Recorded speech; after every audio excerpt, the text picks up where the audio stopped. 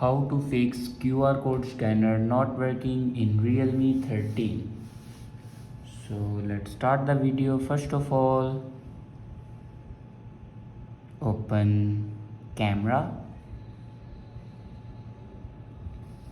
In camera on top you can see the scanner icon. Now click on the scanner icon and here you can enable your scanner. After enable your scanner, then go back to your home screen and open your settings. In settings, scroll down and here you can see the option apps. Now click on apps and then click on app management.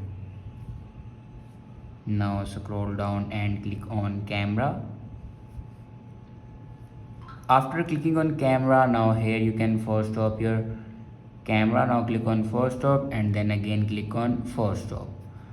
After force stop your camera, then click on storage usage and here you can clear the cache memory of your camera. After clear the cache memory, then go back to the main page of your settings and click on system and update. On top you can see the option software update. Now click on it and here you can check your latest version will be updated or not. If it doesn't update to latest version, then update it to latest version.